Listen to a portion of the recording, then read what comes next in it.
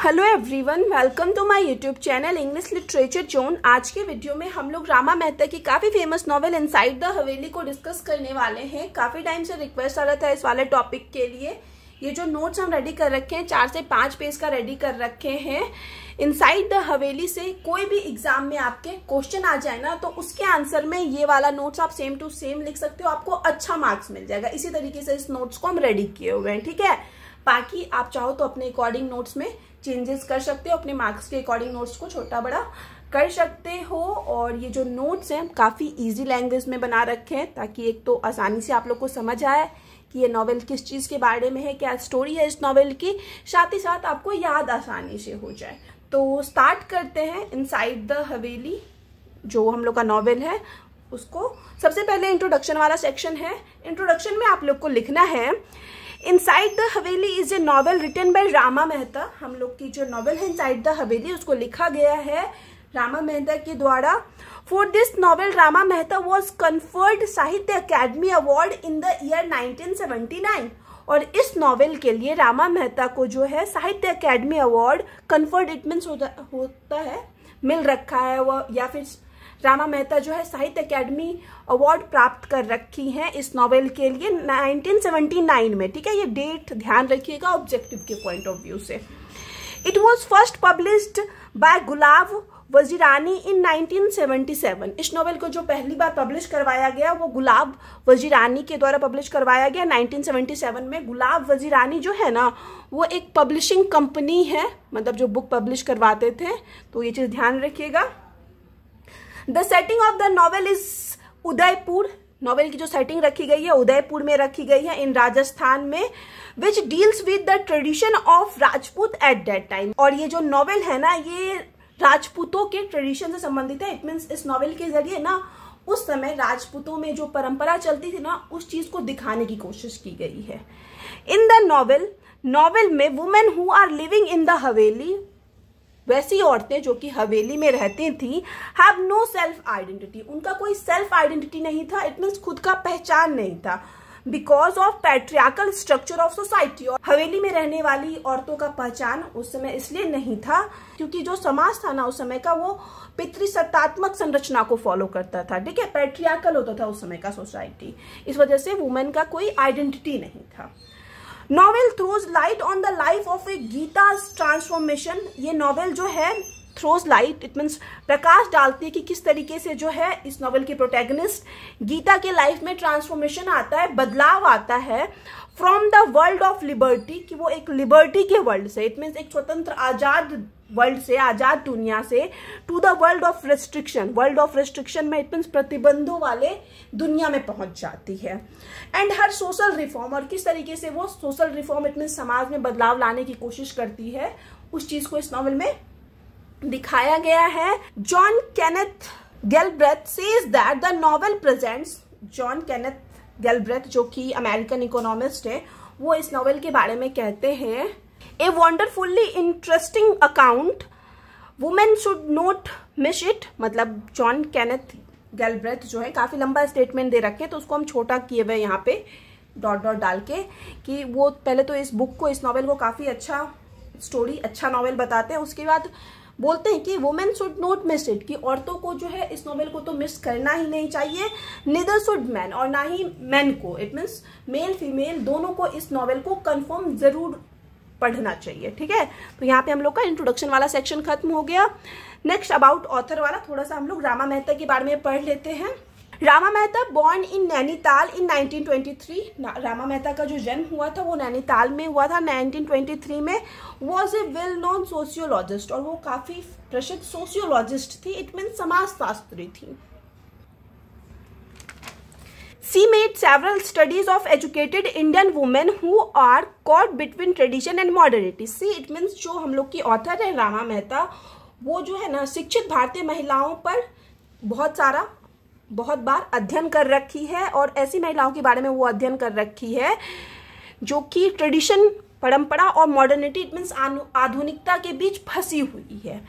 हर earlier work, उनका जो starting का वर्क है उसमें शामिल है Ramu a story of Indian, the life of Keshav, the western educated Hindu women जो कि 1970 में पब्लिश करवाया गया, and the Hindu discovered women जो कि 1975 में पब्लिश करवाया गया। ठीक है, यहाँ पे हम लोग का अबाउट ऑथर वाला सेक्शन खत्म हो गया।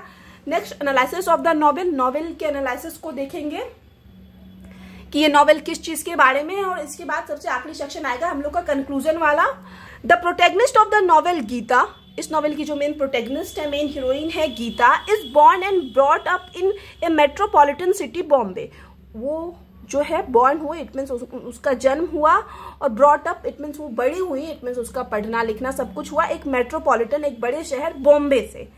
When she turned 19, और जब वो 19 साल की हुई Gita, she was married to Ajay Singh, उसकी शादी करवा दी गई अजय सिंह से, a professor of science in the city of Udaipur, जो कि एक प्रोफेसर था साइंस का, विज्ञान का, उदयपुर शहर में।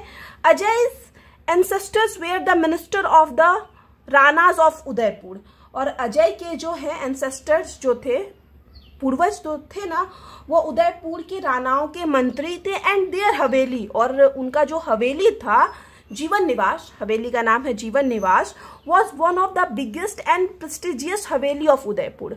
मतलब ये जो अजय है ना, उसका फैमिली जो है काफी पैसा वाला था, उसके हवेली का नाम जो है जीवन निवास था, और उसका हवेली जो है ना उस शहर उदयपुर का बिगेस्ट हवेली, सबसे बड़ा हवेली में से, और सबसे प्रेस्टिजियस इट मीन सबसे प्रतिष्ठित हवेली में से था।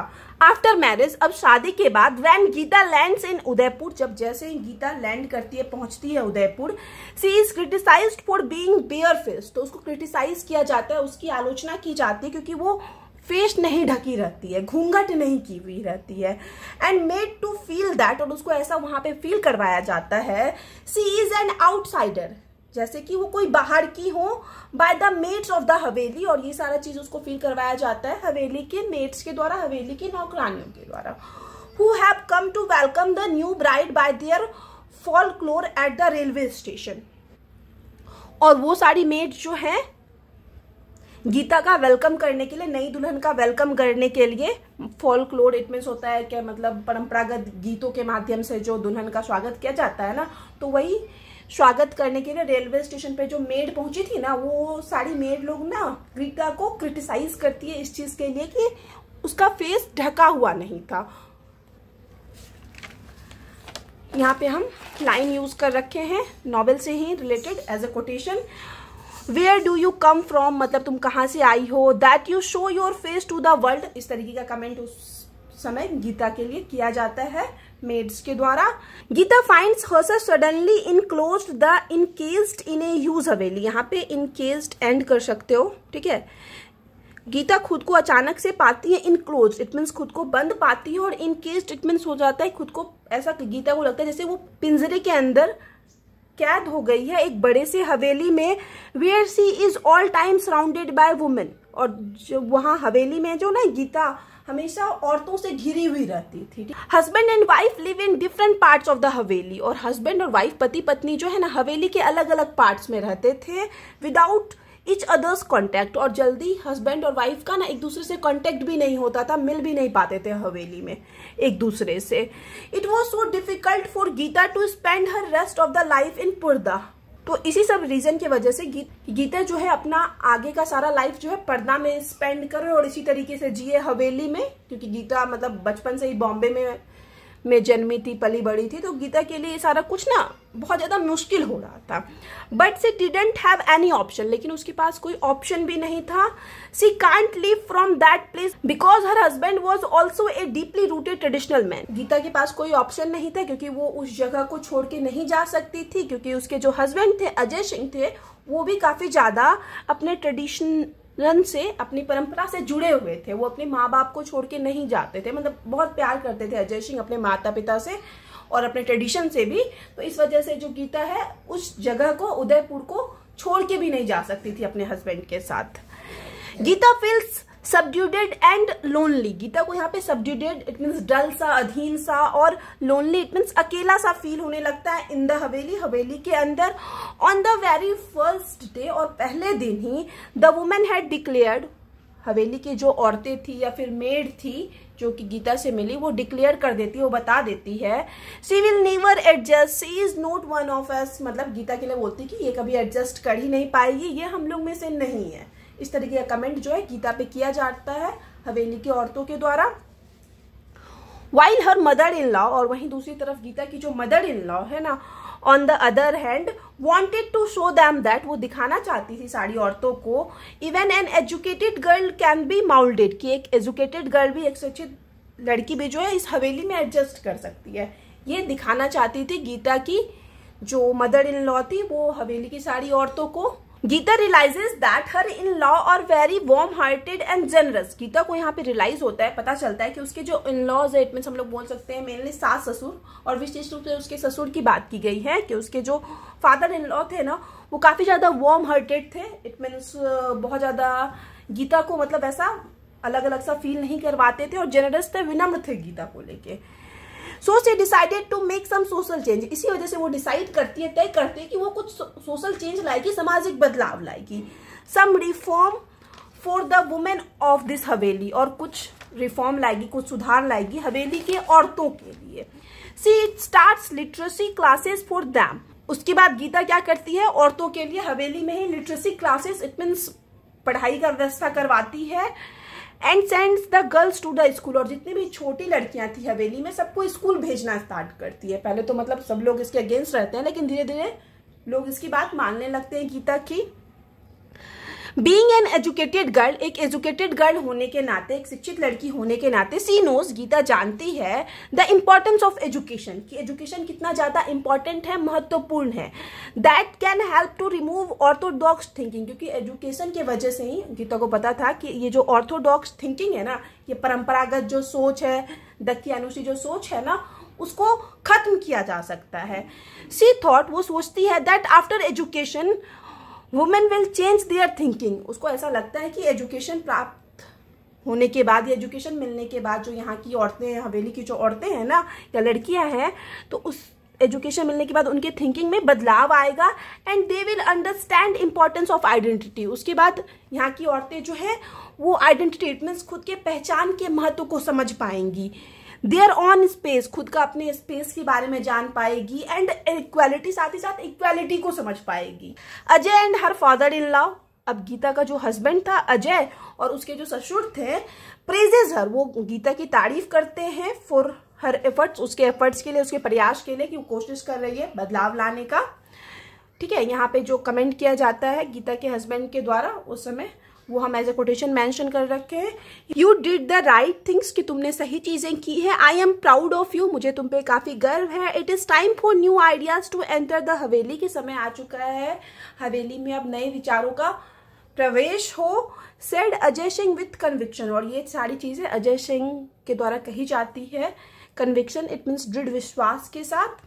Novel expresses the Gita sympathetic toward the women in the haveli, novel जो है एक्सप्रेस करता है, दिखाता है कि कैसे जो गीता है वो काफी ज्यादा सिंपैथिक, इट मीन्स सहानुभूति प्रकट करती है हवेली की औरतों को लेके। एंड प्रॉब्लम्स ऑफ सोसाइटी, साथ ही साथ वहाँ की समाज में जो प्रॉब्लम्स था, जो भी दिक्कतें थी औरतों के साथ मेनली, तो उसके प्रति कितना ज्यादा सहानुभूतिक रहती है गीता, उस चीज को इस नॉवेल में एक्सप्रेस करने की, दिखाने की कोशिश की गई है।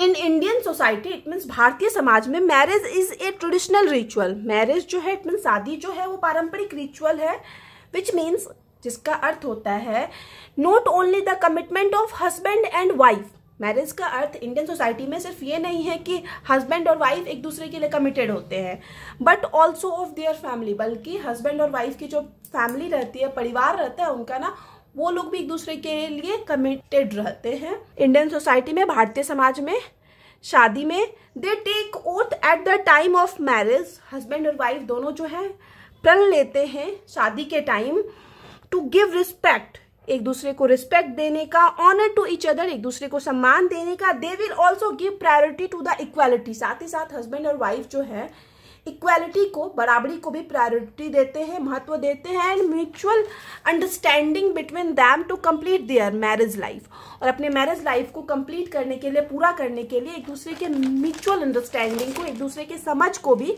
काफी ज्यादा महत्व दिया जाता है। ठीक है, इंडियन समाज में, भारतीय समाज में। बट इन हवेली, लेकिन हम लोग के नॉवेल इनसाइड द हवेली में हवेली के अंदर this marriage become a case for women, ये जो शादी है वो औरतों के लिए केस बन जाता था, है पिंजरा बन जाता है नॉवेल में। Women never Shaw a single male during the day time in the हवेली, हवेली में पूरे दिन के दौरान एक सिंगल मैन भी नहीं दिखता था औरतों को, मतलब इवन अपने हस्बैंड को भी नहीं देख पाती थी। गीता शादी करने के 2 साल बाद अपने ससुर को फर्स्ट टाइम देख पाई थी, ससुर को, और ससुर के पिता भी थे, इट मीन्स हम लोग बोल सकते हैं फादर इन लॉ को, और फादर इन लॉ के पिता को भी 2 साल बाद देख पाई थी, जबकि सेम ही हवेली में रहते थे। A women is treated as a thing not a person, औरतों को जो है उस हवेली में एक सामान की तरह ट्रीट किया जाता है, ना कि एक आदमी पर्सन की तरह। They become doll and show piece which decorates the house, और औरतें जो थी उस हवेली में एक डॉल बन गई थी, इट मीन्स गुड़िया का काम करती थी या फिर शो पीस का काम करती थी, जो कि सिर्फ घर को सजाने के काम में आए। इन द नॉवेल, उपन्यास में, हवेली is the symbol of darkness, हवेली जो है वो डार्कनेस का सिंबल है। डार्कनेस इट मीन्स अंधेरा का प्रतीक है। डिसकनेक्शन विथ आउटर वर्ल्ड, कैसे आउटर वर्ल्ड के साथ पूरा सा मन टूट जाता है, उस चीज का प्रतीक है।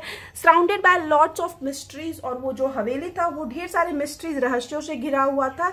एंड साइलेंस इट मीन्स हवेली में सन्नाटा भी था। तो यहाँ पे जो है हम लोग का नॉवेल का एनालिसिस वाला सेक्शन खत्म हो गया। अब उसके बाद हम लोग का कंक्लूजन वाला सेक्शन है। कंक्लूजन में है therefore the novel inside the haveli is A realistic novel, इस प्रकार हम लोग का जो नॉवेल है इनसाइड द हवेली वो एक रियलिस्टिक नॉवेल, एक वास्तविक नॉवेल है, ठीक है, वास्तविक कहानी पे, वास्तविक सिचुएशन पे आधारित है। विच टेल्स अस, जो कि हम लोग को बताता है the reality of Indian society, Indian society के मतलब भारतीय समाज के रियलिटी को दिखाता है। ये जो हम लोग का प्रेजेंट नॉवेल है, पार्टिकुलरली पैट्रियार्कल ऑर्थोडॉक्स सोसाइटी, और विशेष रूप से पैट्रियार्कल इट मीन्स पितृसत्तात्मक, ऑर्थोडॉक्स इट मीन्स परंपरागत सोसाइटी जो था, समाज जो था पितृसत्तात्मक, उसको रिप्रेजेंट करने की, उसको दिखाने की कोशिश की गई है इस नॉवेल के जरिए।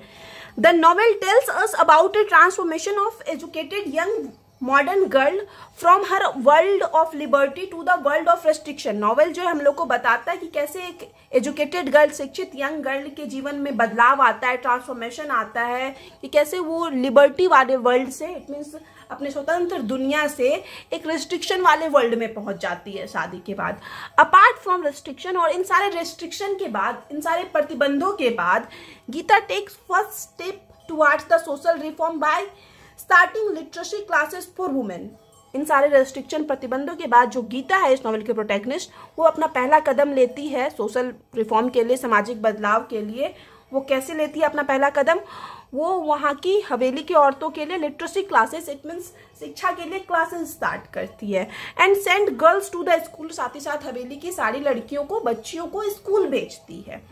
This kind of transformation in Geeta's life, और इस तरह का जो ट्रांसफॉर्मेशन आता है गीता के लाइफ में, सोज दैट, वो दिखाता है कि she understands the importance of education, कि गीता जो है वो एजुकेशन के इम्पोर्टेंट को, शिक्षा के महत्व को समझती है in women's life to get their own identity, कि मतलब वुमेन के लाइफ में खुद का पहचान पाने के लिए, खुद की पहचान बनाने के लिए एजुकेशन कितना ज़्यादा इम्पॉर्टेंट है, ये चीज़ जो है गीता बड़े अच्छे से समझती है। ठीक है, तो यहाँ पे हम लोग का ये नोट्स जो है पूरी तरह से खत्म हो गया। वीडियो अगर आपको अच्छा लगा, आपके लिए हेल्पफुल है, तो आप लोग वीडियो को लाइक करना, चैनल को सब्सक्राइब करना और कमेंट करके बताना वीडियो आपको कैसा लगा। ठीक है, आप लोग को पता होगा 1 मई 2024 से सारे टॉपिक का PDF पेड है। एक टॉपिक के PDF का प्राइस 30 रुपीज़ है, तो 30 रुपीज़ पेड करके आप ये वाले टॉपिक का PDF ले सकते हो। बाकी आप चाहो तो वीडियो की हेल्प से फ्री में भी नोट डाउन कर सकते हो। मिलते हैं नेक्स्ट वीडियो में नेक्स्ट टॉपिक के साथ।